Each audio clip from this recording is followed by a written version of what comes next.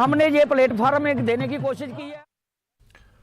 Chief education officer Pulwama की जानिब से आज boys higher secondary school Pampore में जिस्मानी तौर पर नाखिज बच्चों के लिए एक मुफ्त असेसमेंट कैंप मुनक्किद किया गया, जिसमें 180 बच्चों की जांच की गई। असेसमेंट के बाद इन बच्चों में मुख्तलिफ आलात फराहम किए जाएंगे ताकि ये बच्चे स्कूल आसानी से जा सकें।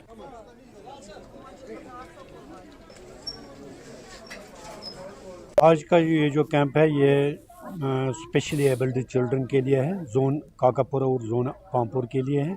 जितने भी बच्चे हैं स्पेशली एबल्ड बच्चे हैं जिनकी कोई जिस्मानी कमज़ोरी होती है, चाहे वो बाजू के लिहाज से हो, हेयरिंग के लिहाज से हो या आई साइट के लिहाज से हो या और किसी लिहाज से हो, उनका यहाँ असेसमेंट कैंप आज हमने इनेकाद किया है। आज इस बारे में यहाँ तमाम जोन पामपुर और जोन काकापुर के बच्चे जो स्पेशली एबल्ड बच्चे हैं उनको यहाँ बुलाया है ताकि उनको ये जो हेयरिंग एड हो या ये जो होता है स्पेक्स जो होते हैं या व्हील चेयर वगैरह होता है या वो सिटिक जो होती है, जो बच्चे डिसेबल्ड होते हैं उनके लिए वो अप्लायंसेस उनको हम यहाँ उसके लिए असेसमेंट करते हैं, बाद में उनको वो पहुँचता है।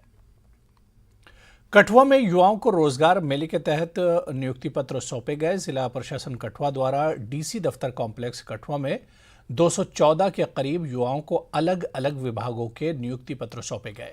इस दौरान डीसीसी चेयरमैन महान सिंह ने कहा कि युवाओं के जीवन में इस नियुक्ति पत्र से बदलाव आएगा।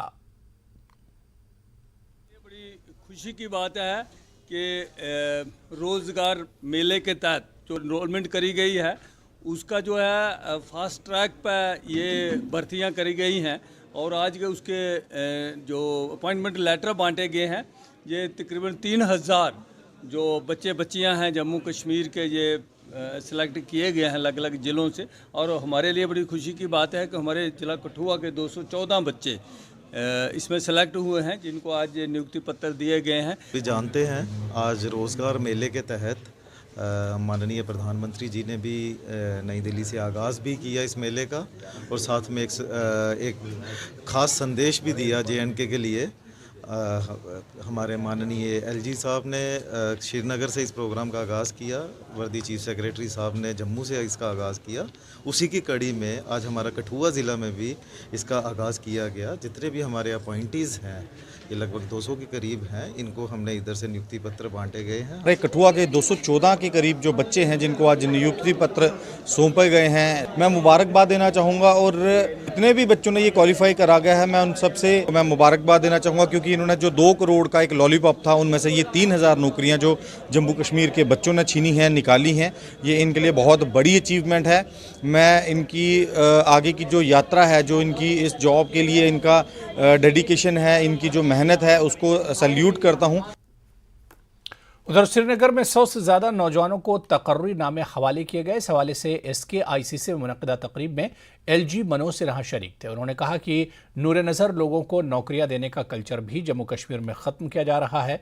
उन्होंने PM रोजगार मेले के तहत अपॉइंटमेंट ऑर्डर्स तकसीम किए। PM मोदी वीडियो कॉन्फ्रेंसिंग के जरिए इस रोजगार मेले से जुड़े। उन्होंने कहा कि हम सबको मिलकर जम्मू कश्मीर को नई ऊंचाइयों पर ले जाना होगा। आज पूरे जम्मू कश्मीर में इस रोजगार मेले के जरिए 3000 नौजवानों को मुख्तलिफ सरकारी महकमों में मुलाजमत के तकर्रुरी नामे दिए गए। गैर मामूली अंदाज में अपॉइंटमेंट लेटर्स पाकर उम्मीदवार काफ़ी खुश नजर आए।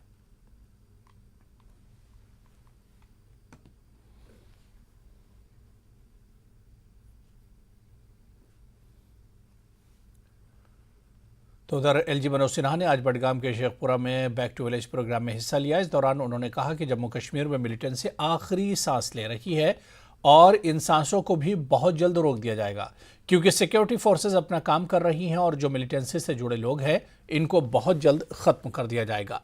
LG के मुताबिक जो लोग नौजवानों को मुल्क मुखालिफ सरगर्मियों में धकेल रहे हैं उन्हें होशियार रहने की ज़रूरत है। LG कहते हैं कि ऐसे अनासर को ठिकाने लगाने के लिए आवाम का ताउन ज़रूरी है। LG का कहना है कि गुज़िश्ता 3 बरसों में जम्मू कश्मीर में बहुत तरक्की हुई है और ये तभी मुमकिन हो सका जब यहाँ अमन कायम हुआ। मनोज सिन्हा ने कहा कि अमन को बरकरार रखना हम सबकी जिम्मेदारी है। उन्होंने कश्मीर में हो रही तरक्की के हवाले से भी बात की और कहा कि लोगों की मुश्किलात तब हल होंगी जब इंतज़ामिया तक उनकी बात पहुंचेगी और बैक टू विलेज प्रोग्राम इसी कड़ी की एक पहल है। जहां इंतजामिया लोगों के पास जाकर इनकी मुश्किलात का इजाला कर रही है। याद रहे कि बडगाम में मुनक्किदा बैक टू विलेज प्रोग्राम में एलजी मनोज सिन्हा ने शिरकत की और इस दौरान डिविजनल कमिश्नर कश्मीर पीके पोले, एडीजीपी विजय कुमार के अलावा DC Budgam, DDC chairman Budgam और दीगर आला अफसरान मौजूद रहे।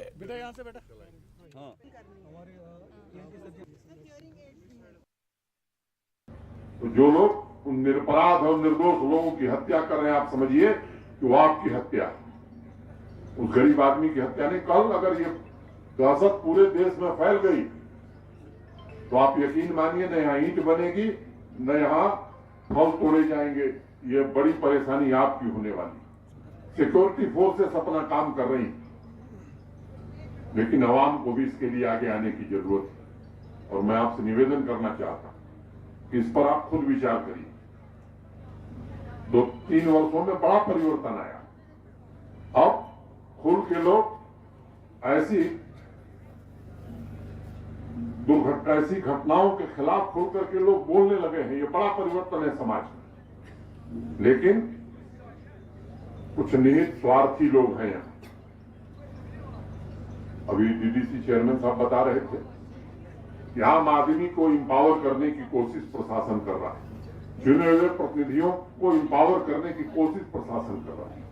उनको लगता है कि अगर ये लोग इंपावर हो गए तो फिर हमारा काम क्या रह जाएगा। इसलिए कुछ इस तरह के बयान दे देना ताकि लोग बहकावे में आए। दूसरे देश के इशारे पर कुछ काम करना और उन लोगों को महिमा मंडित करना जो समाज के दुश्मन हैं, जिनके हाथ निरपराध लोगों के खून से सने हुए। आपको इन लोगों से सावधान रहना होगा। मैं आपसे निवेदन करना चाहता हूं कि अब समय आ गया है कि हिंसा को निर्णायक रूप से समाप्त किया जा सके। आतंकवाद अब जम्मू कश्मीर में आखिरी सांस ले रहा है और उसे ऑक्सीजन देने वाले लोग और कुछ बचे हैं, उन्हें भी खत्म किया जाए। हिमाचल में नालागढ़ विधानसभा क्षेत्र से आजाद प्रत्याशी के.एल. ठाकुर ने खेड़ा में नुक्कड़ सभा को संबोधित किया। इस दौरान उन्होंने भाजपा प्रत्याशी लखविंदर राणा के बयान पर पलटवार किया और कहा कि लखविंदर सिंह राणा अगर साबित कर दें कि मेरी 500 करोड़ की संपत्ति है तो मैं राजनीति छोड़ दूंगा। साथ ही उन्होंने कहा कि विधायक लखविंदर सिंह राणा का पूरा परिवार खनन नशा माफिया चला रहा है।